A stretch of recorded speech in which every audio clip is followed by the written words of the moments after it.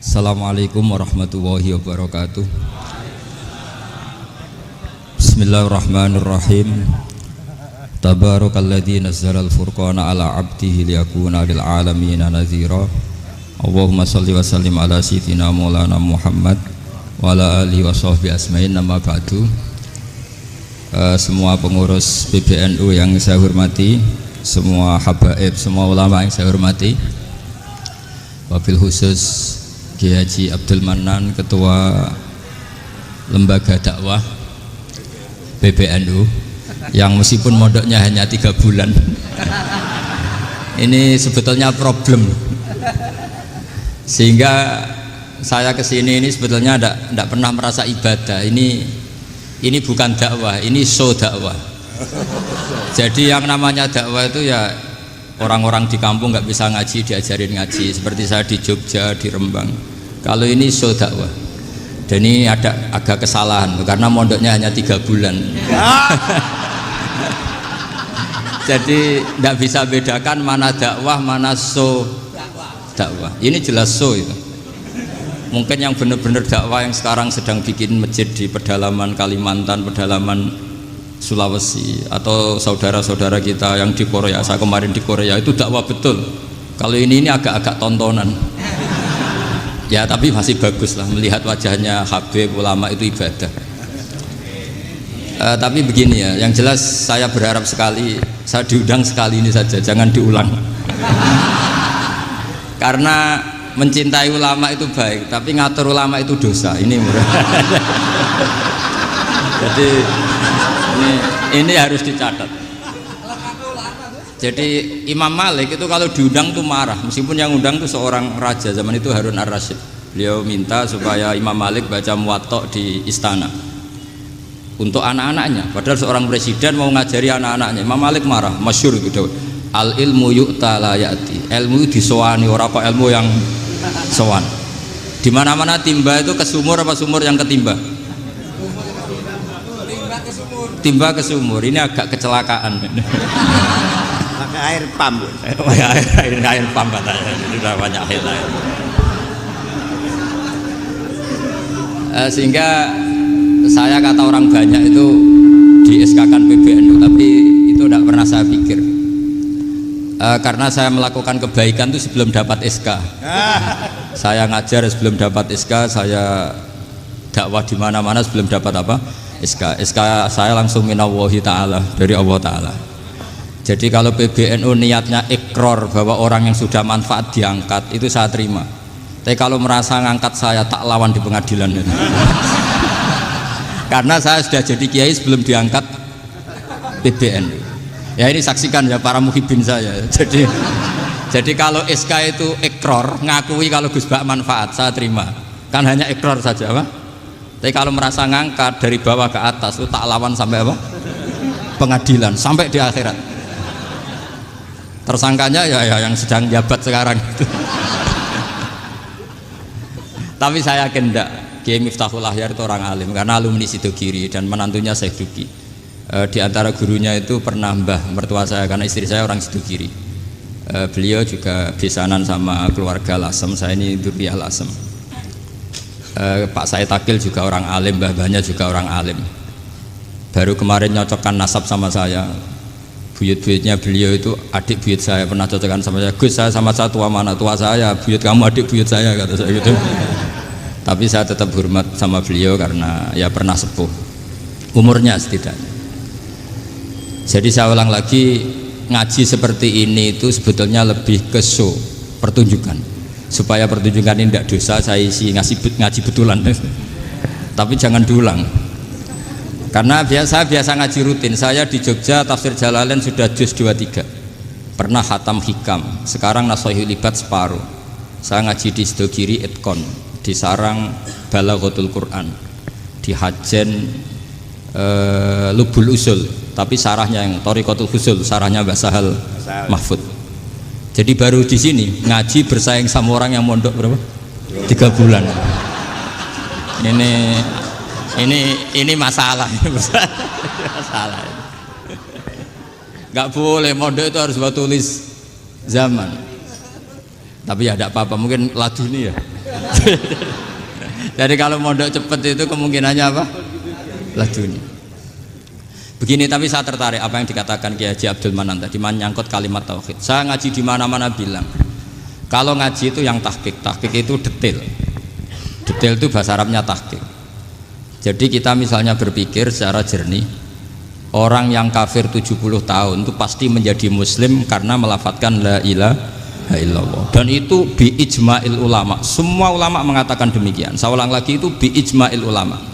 Karena mansus di Quran ada ayat kulil ladina kafaru iyantahu yughfar lahum ma qad salaf. Kalau orang yang kafir 70 tahun bisa dihilangkan kekafirannya hanya dengan kalimat la ilaha illallah Muhammadur Rasulullah. Berarti kalimat ini statusnya apa? Penghilang kekafiran, apa? Penghilang kekafiran. Lalu ada kelompok yang mengatakan gara-gara kalimat la ilaha illallah dan pegang patok nisan itu orang menjadi kafir. Ini kan jadi paradok. Lafat yang kita statuskan sebagai penghilang kekafiran dengan lafat yang sama orang menjadi kafir. Itu nggak ketemu nalar. Mbok nalar paling apapun tetap nggak ketemu. Kecuali tadi ya dalilnya pokok yang ngotot tadi. Itu memang kacau itu. Tapi alhamdulillah mereka insya Allah ya sadar. Kamu jangan bayangkan mereka tidak sadar terus. Berarti kamu doanya jelek. Bisa saja mereka sudah ingin sadar, berhubung digojlok ini terus nggak jadi sadar. Jadi jangan-jangan salah kita karena sering gojlok sehingga yang mau sadar jadi tidak apa? Nggak sadar. Saya tadi jam 10 sampai setengah 2 masih ngajar di pondok saya. Saya ngajar tafsir masih di Rembang sana saya. Terus saya ke Semarang Delalah Muyassar. Ya mungkin agak-agak keramat jadi tetap jam 3:15 saya bisa ketemu Habib Umar Hafid. Saya beberapa menit ya diskusi tentang manhaj beliau, dan kebetulan saya sering belajar kitab beliau sama alumni-alumni Darul Mustafa. Meskipun saya tidak pernah ke sana, tapi saya tahu betul mazhab beliau karena al arwah junudun apa? Mujannada. Begini, saya sering dingendikani Mbah Mun, politik tidak jelas itu bagian dari kejelasan. Ini yang perlu dicatat. Jadi politik tidak jelas itu bagian dari apa? Kejelasan. Misalnya begini, siapa yang mengira Khalid bin Walid yang sangat musuhi Rasulullah, dia panglima orang kafir ketika ngalahkan Rasulullah di perang Uhud, akhirnya Khalid bin Walid masuk apa? Islam. Begitu juga Wahsy, qatilu ahabbin nasi ila Rasulillah, pembunuh Sayyid Hamzah, akhirnya juga masuk Islam. Begitu juga Abu Sufyan, dia pemimpin besar kafir Mekah ketika perang Badar, ketika perang Khandaq, akhirnya juga Islam dan menjadi mertua Rasulullah Shallallahu Alaihi Wasallam. Dari fakta ini kemudian banyak ulama alim yang ngambil sikap itu ya coro Jawa itu anggang-anggang. Anggang-anggang itu nggak tegas, tapi nggak tegas dari rumusan ilmu yang detail. Saya ulang lagi, nggak tegas tapi dari rumusan ilmu yang apa? Detail. Bisa saja orang yang sekarang kafir suatu saat mukmin atau muslim. Bisa saja yang sekarang sedang fasik suatu saat soleh. Bisa saja yang mondok 3 bulan rois PBNU. Sementara yang mondok lama kadang KRT. Tapi itu hanya hukum duniawi. Saya yakin yang KRT ini PBNU di akhirat. Karena mondoknya lebih apa? Lama. Itu tak jamin. Saya juga berencana mimpin itu di akhirat saja, bukan di dunia. Makanya saya mohon SK itu berakhir muktamar mendatang. Karena saya sudah kiai sebelum diangkat. Makanya saya ulang-ulang, kalau pengangkatan itu niatnya ikrar, saya terima. Tapi kalau niatnya ngangkat, tak gugat di pengadilan. Ini tidak guyon, ini betulan itu. Ya, tapi ini hanya guyon saja. Nah, ini penting saya utarakan teori ngaji ya. Ini saya bacakan naskah asli Sayyid Umar Hafid supaya Anda dapat barokah beliau. Karena beliau selain alim allamah, muridnya Habib Salim, juga beliau pernah ngaji kutub Sayyid Abdul Qadir Segaf di Jeddah. Juga beliau sering istifadah di beberapa kiai. Ini saya baca teks Arabnya, kemudian saya terjemah. Bagi yang tidak setuju pemaknanya bisa gugat, karena saya baca Arabnya. Yang nggak setuju pemaknanya bisa gugat, tapi tak jamin kalah karena saya paham betul teksnya maknanya seperti itu. Logikanya tadi ya, ketika Rasulullah ngambil sikap tegas kepada Qatilu Hamzah yaitu Wahsy, dan ketika Rasulullah ngambil sikap tegas pada orang-orang yang mengalahkan beliau di perang Uhud, kaifa yuflihu qaumun fa'alu bi anbiya'ihim hakadha, bagaimana mereka jadi orang benar atau orang yang dapat kebahagiaan kalau mereka perlakuannya seperti Nabi seperti ini, yaitu Nabi sujjawajjuh masyhur wa kusirat ruba, yaitu Nabi itu wajahnya terluka, gigi serinya tanggal. Orang-orang seperti ini tuh nggak akan bejo kalau orang Jawa, nggak akan falah. Tapi apa yang terjadi? Allah menurunkan ayat laisa laka minal amri syai'un aw yatuba 'alaihim aw yu'adzibahum. Muhammad itu bukan wilayah kamu ngecap orang, menstigmasi orang itu tidak wilayah kamu. Saya bisa saja mengampuni mereka atau menyiksa saya itu atau menyiksa mereka itu wilayah saya, kata Allah. Saya bisa saja mengampuni mereka atau menyiksa mereka itu wilayah saya. Sehingga akhirnya apa? Rasulullah tidak ngambil sikap yang mungkin orang lain mengatakan itu tidak tegas. Tapi itu kearifan. Betul, akhirnya Wahsy malah masuk Islam. Khalid bin Walid panglimanya juga masuk Islam. Dan beberapa orang kafir juga masuk Islam, termasuk mimbenihim, ketuanya yaitu Abu Sufyan. Ini penting saya utarakan. Makanya ini saya baca pembenaran dari konstruksi pikiran tadi. Nah ini supaya khas. Ini khasnya orang mondok 10 tahun nih. Jadi ini tak baca ini. Nah, biar jelas ini nanti tagnya persis ya, tidak saya rubah. Ini di kitabnya Habib Umar Hafid, namanya itu Taujihun Nabi Limardoti Bari. Kalau diterjemah ya mengarahkan orang yang sadar, Nabi itu orang yang sadar ya, sampai ini termasuk orang yang sadar, Limardoti Robbi, menuju mendapat ridho Tuhan atau Allah Subhanahu wa Ta'ala. Saya baca tagnya ini di halaman 179. Ini tidak ada yang saya rubah, tidak saya kurangi. Bismillahirrahmanirrahim. Fala buddha an nuwattina qulubana ala annana khodamatu ahli hadal qaun wa yattali Allah min qulubina annana na'taqidu imkaniyata ayyasfa'a fi ahadina yaumal qiyamati man huwal ana kafirun yuslimu faya'lu sya'nu indal haqqi fayakunu sababan li kholasika fil qiyamah yumkinu dzalik. Jadi kita para dai, para kiai itu adalah khodamatu hadal kaun. Kita ini adalah pelayan alam raya ini yang selalu berharap alam ini akan lebih baik. Orang yang sekarang sedang kafir bisa saja nanti yang nyafaati kamu di akhirat, yaitu mereka masuk Islam lalu Islamnya lebih serius, akhirnya punya hak syafaat. Sementara kamu Islam mulai kecil tapi biasa-biasa saja seperti ini, mulai dulu ngaji terus sama Ki Abdul Manan, nggak pernah yang ngisi ngaji, itu artinya nggak ada perkembangan. Makanya saya nggak ingin ngaji lagi karena saya ingin perkembangan Anda nanti tukang mengisi, bukan yang diisi. Kalau saya nanti ngaji lagi di sini artinya Anda kalau tetap mendengarkan itu tidak ada perkembangan. Pantes saja semulang Gus Bahak sampean sing ngaji. Sekali-kali ada perkembangan, saya ngaji sampean yang mulang, itu bagus itu. Meskipun itu perkembangan yang menyesatkan.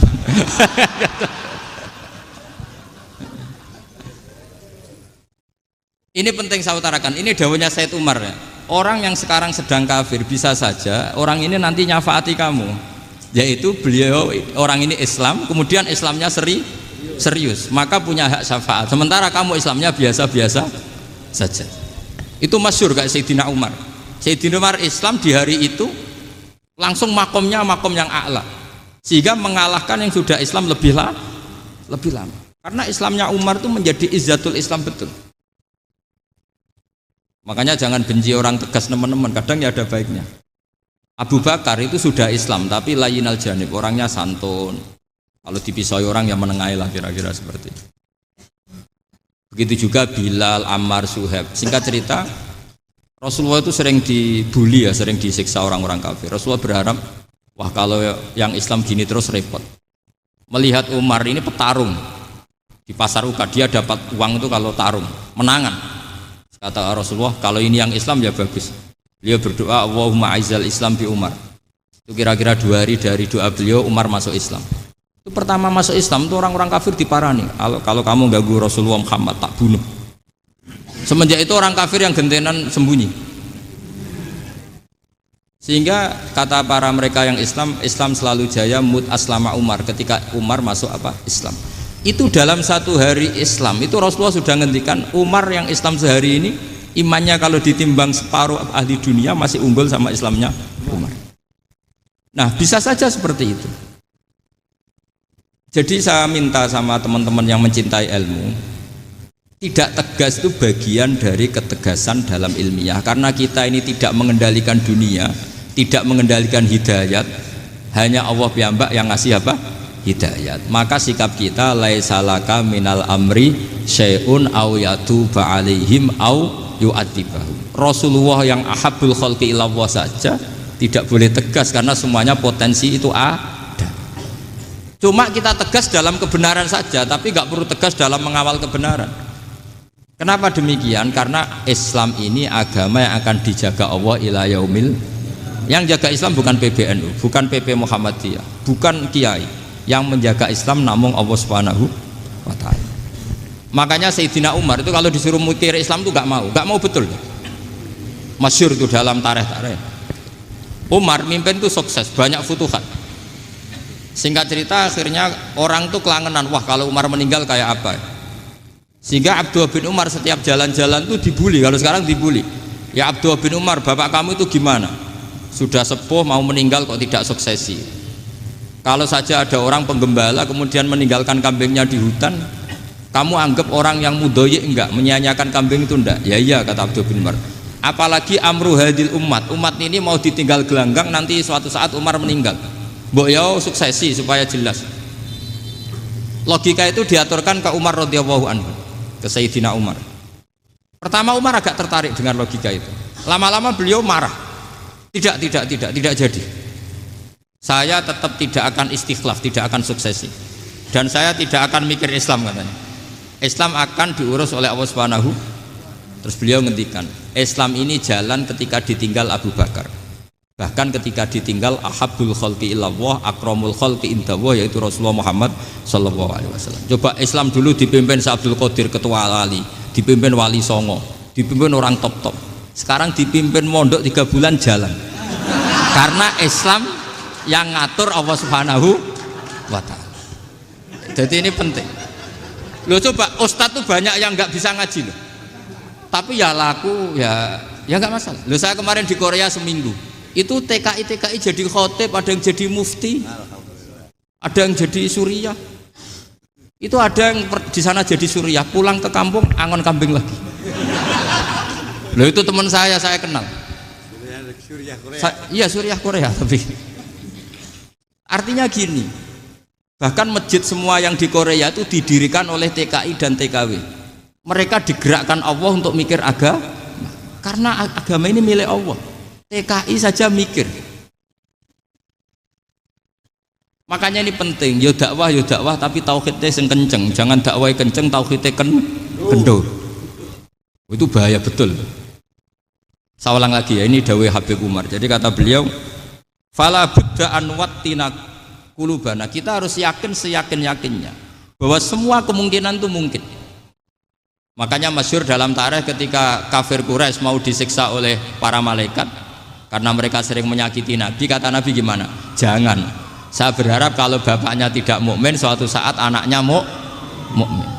Masyhur dalam tarikh. Musuh Nabi besar siapa? Walid bin Mughirah. Punya anak Khalid bin Walid. Abu Lahab punya anak Darrah, itu mukminah yang baik. Abu Jahal punya anak Ikrimah, itu mukmin yang baik. Di Indonesia lebih hebat lagi. Bapaknya ra iso maca Quran, anaknya hafid. Bapaknya Utun Ratamat SD, anaknya jadi dekan. Di Indonesia banyak orang nggak siapa-siapa, anaknya jadi presiden, anaknya jadi menteri. Artinya jangan karena bapaknya kafir kamu nganggep anak turunnya pasti selalu kafir. Teori itu sudah salah zaman Rasulullah. Yaitu Walid akhirnya punya anak Khalid, Abu Lahab punya anak Darrah. Terus siapa? Abu Jahal punya anak siapa? Ini penting saya utarakan karena dakwah kalau terlalu semangat nanti kalau menghilangkan tauhid bahaya. Tetap innal huda. Uni Soviet kayak apa? Mengkooptasi negara-negara sekelilingnya sampai jadi Zuni. Tapi apa yang terjadi? Uni Soviet yang runtuh, persemakmurannya semua rata-rata jadi negara apa? Islam, kayak Uzbek, kayak Ceknya, kayak apa-apa. Karena agama ini diurus Allah. Sehingga kalau tapi kamu ngitmai agama nggak apa-apa. Makanya istilahnya Habib Umar khodamah itu pelayan, nggak apa-apa. Kita ngitmai agama itu nggak apa-apa. Dengan ngitmai terus mikir nggak apa-apa. Tapi jangan mikir yang merasa kalau kita mati, wah nanti agama ini kukut karena saya mati. Kamu itu siapa? Agama Islam ini tidak pernah dipasrahkan kamu. Diurus oleh Allah Subhanahu wa taala sendiri. Sehingga ketika Wali Songo meninggal, agama ini tambah kuat sampai sekarang.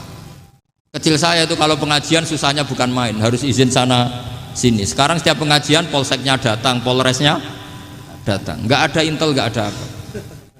Padahal kiai dulu sama kiai sekarang itu kira-kira alim mana? Alim kiai dulu. Mbah Hasyim Asy'ari itu ngarang kitab sampai dibaca di Yaman. Saya sering baca juga kitab beliau, Risalatu Ahli Sunnah wal Jamaah. Kiai sekarang mau terjemah aja kadang salah memahami. Tapi ya Islam tetap jalan karena Islam ini dikawal, dijaga oleh Allah Subhanahu wa taala. Maka kalau dalam cerita tarikh sirahnya Ibnu Ishaq itu, tauhid itu penting. Beliau cerita begini. Sayyid Abdullah itu namanya Abdullah bin Abdul Muthalib. Kita tahu kenangannya Rasulullah terbanyak itu bukan dengan Sayyid Abdullah tapi dengan Sayyid Abdul Muthalib, dengan mbahnya. Karena Nabi itu mulai kecil dirawat oleh siapa? Mbahnya. Yaitu yang disebut Nabi ketika 2 bulan kan abahnya sudah meninggal. Ya saya baca ya, pakai bahasa Arab biar jadi bid'ah. Nanti kalau bahasa Indonesia ada bid'ah. Tidak betul. Diba atau berjanji sebenarnya itu kitab sejarah, berhubung dibaca bahasa Arab terus kayak mantra. Terus yang belakang mau nyenggai soleh aleh, sehingga kubu sebelah bilang tuh khurafat dan bid'ah. Coba diterjemah ini, coba nanti saya baca bahasa Arab. Walamma tamma min hamli syahroni ala masyuril aqwalil marwiyatu fiya bil madinati abuhu Abdullah wa kana qad istaza bi akhwalihi bani adi minat taifatin najariyah wa makatha syahron saqiman yu'anu nasukmahu wasakwa. Terus di pojok sana bilang soleh aleh, pasti kubu sebelah yang liwat, wah itu khurafat bid'ah karena dianggap mantra. Padahal artinya coba sampean baca bahasa Indonesia. Ketika hamil Rasulullah umur 2 bulan, abahnya meninggal di kota Abwa. Kota Abwa adalah kota keluarga besar ibunya Sayyid Abdullah. Kebetulan pas ke sana beliau sakit sampai 1 bulan dirawat. Bid'ahnya di mana kalau diterjemah? Wong itu kitab tarikh. Makanya saya nggak tahu yang membidah-bidahkan tiba itu karena tadi. Tapi sampean juga ikut salah karena nyenggai sholawat tantok itu. Jadi makanya saya bilang tadi kalau bahasa Arab bid'ah, kalau sudah terjemah tidak bid'ah karena kelihatan kalau itu hanya kitab tarikh. Loh, coba bid'ahnya di mana? Wa ba'du fa'aqulu wa Muhammad bin Abdullah bin Abdul Muthalib bin Hasyim. Itu kalau diterjemahkan, kamu harus tahu siapa nama Muhammad. Muhammad punya abah siapa? Rasulullah Muhammad Abdullah. Punya abah siapa? Abdul Mut. Punya abah siapa? Hasyim. Coba baca gitu di kubu sebelah. Oh iya gitu.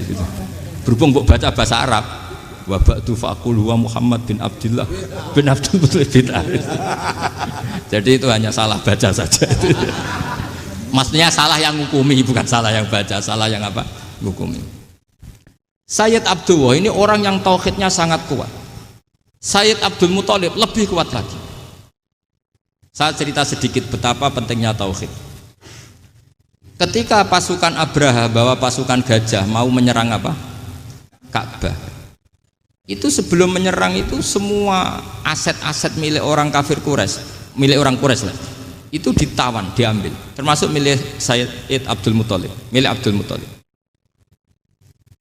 Terus ketika mau masuk Ka'bah, mau masuk Mekah, kata Abraha, man sayyidu hadal wadi, siapa yang kamu tuakan, yang kamu pertuan di sini? Oh, Abdul Muthalib. Abdul Muthalib itu dipanggil, itu auranya luar biasa. Abraha yang di tempat perkemahannya itu harus duduk di atas karena dia raja, itu duduk di atas gak berani. Saking wibawanya Abdul Muthalib, ini mbahnya Rasulullah. Akhirnya Abraha bilang gini, saya duduk di bawah tidak mungkin karena saya raja. Kamu duduk jejer saya tidak mungkin karena nanti umat saya kecewa karena raja kok disaingin gitu. Ya sudah, sambil berdiri-diri kita ngomong. Akhirnya Sayyid Abdul Muthalib tadi Diomongin gini, saya itu tidak ingin merusak orang-orang Mekah, orang-orang Quraisy. Saya hanya kecewa punya tempat ibadah dikencingi, diberakin sehingga saya mau merubuhkan Ka'bah. Tapi dengan damai, nggak ada perang. Apa jawabnya Abdul Muthalib? Lucu. Nggak apa-apa, Ka'bah kamu robohkan silakan, nggak apa-apa. Yang penting unta saya yang kamu sita kembalikan. Harta saya yang 100 unta kamu sita kamu kembalikan. Itu Abraha kagetnya bukan main. Kaget karena kamu itu pemimpin apa? Tadi saya hormat kamu karena kamu tak anggap orang hebat. Hadhil Ka'bah dinu abaika, ini Ka'bah itu agama kamu. Pas saya hancurkan kok kamu tenang-tenang saja. Padahal pas mau saya hancurkan kamu tenang-tenang saja, malah tanya unta kamu itu gimana? Apa jawabnya Abdul Muthalib? Inna lihadal baiti robban hamahu. Sebab Ka'bah itu ada yang punya dan pasti akan melindungi Ka'bah. Tapi kalau unta itu milik saya, ini urusan saya, ini unta. Jadi inna lihadal baiti robban hamahu itu tidak milik saya, itu ada yang punya. Ya sudah, biar yang punya aja yang jaga, itu tidak urusan saya. Akhirnya unta dikembalikan, aman deh, untung double. Terus akhirnya dia ke Ka'bah, fa'akhudha bi halaqatil bab, karena dulu apa itu halaqatil bab, karena dulu itu yang dipakai apa itu pegangan itu bentuknya apa, bulat, makanya diistilahkan halaqah apa, bulat. Kalau sekarang halaqah ilmiah itu seminar. Tidak.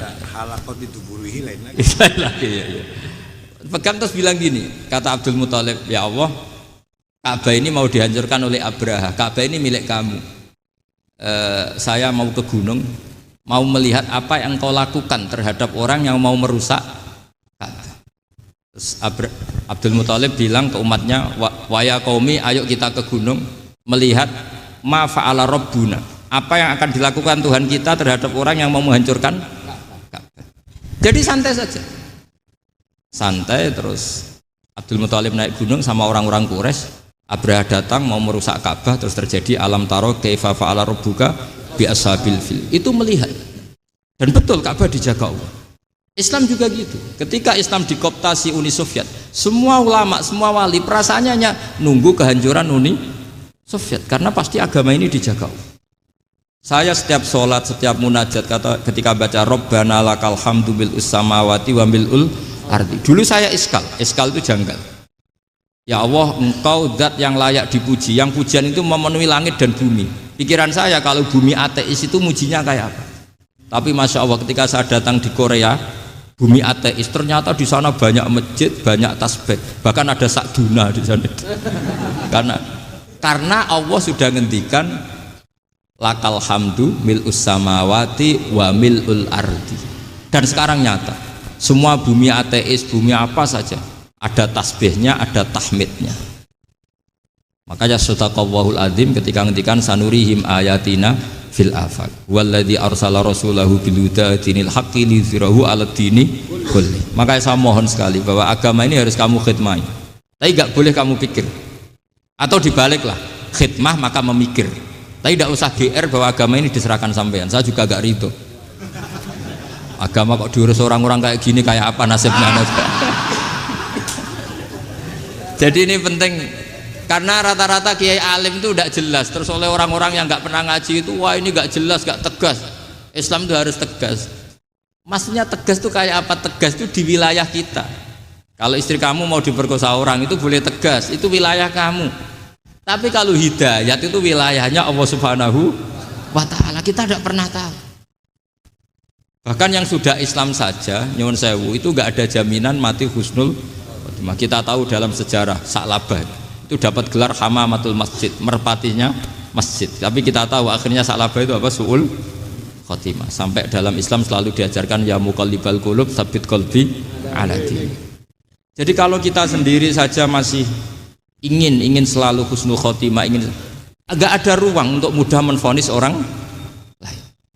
Makanya saya salut sekali ketika Habib Umar menulis kita semua ini mengkhidmai hadal kaun, dan selalu berharap bisa saja suatu saat orang yang sedang kafir bisa saja suatu saat muslim.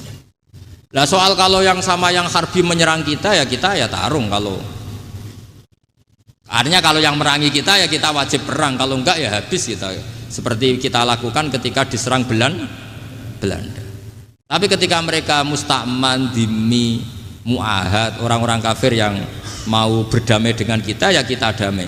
Sebagaimana yang dilakukan Rasulullah SAW ketika berdamai dengan kafir Quraisy yang dipimpin Suhail bin Amr. Masyhur itu dalam tarikh. Singkat cerita kan Sayyidina Ali ini pernah konflik sama orang Khawarij. Kata Sayyidina Ali, ya sudahlah, namanya kita musuhan, kita tidak usah ketemu, pakai mediator, kata Sayyidina Ali. Kata orang Khawarij, ini apa-apaan kok butuh mediator? Nggak ada Qur'annya, nggak ada hadisnya. Kira-kira kalau Pak Sayyidina Ali orang Jawa, nggak ada apa tidak tahu. Walhasil Sayyidina Ali akhirnya baca ayat, wa in khiftum shiqaqa bainihima fab'atsu hakaman min ahli wa hakaman min ahliya. Jika suami istri tengah konflik, maka yang keluarga suami kirim mediator, yang keluarga perempuan juga kirim. Terus kata Sayyidina Ali, wa amru ummati Muhammad a'dhamu min amri rajulin wa imra'atin. Kalau suami istri saja ketika konflik butuh mediator, apalagi ini kelompok besar pasti lebih butuh mediator. Akhirnya lalu mediatornya siapa? Kata Sayyidina Ali, ya siapa saja yang penting baik. Ditunjuk seseorang, diprotes sama orang Khawarij, ini orang nggak kredibel. Oh, terus Sayyidina Ali marah-marah. Rasulullah itu pernah berdamai dengan orang, bahkan orang itu kafir, yaitu Sulhul Hudaybiyah. Nabi itu berdamai dengan orang yang bernama Suhail bin Amr, ketika itu kafir. Makanya ini menunjukkan bahwa musolahah ma'al kufar itu boleh demi kelangsungan bernegara, berbangsa.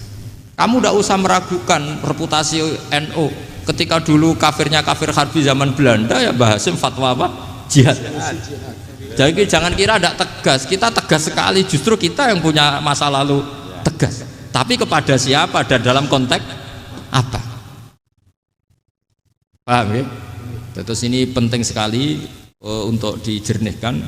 Ini saya baca berikutnya nanti, tidak supaya tahqiq saya syukur sekali, saya tadi sekaligus minta ijazah sama Habib Umar, dan memang saya ngaji ini lama sama teman-teman alumni Yaman, cuma belum pernah ketemu mu'alifnya. Tadi saya ketemu minta ijazah itu dan beliau senang sekali, bahkan sempat bikin tulisan di kitab saya ini. Sama tidak perlu baca, karena kalau bisa ya biasa, kalau tidak bisa malu ya sudah, tidak usah baca.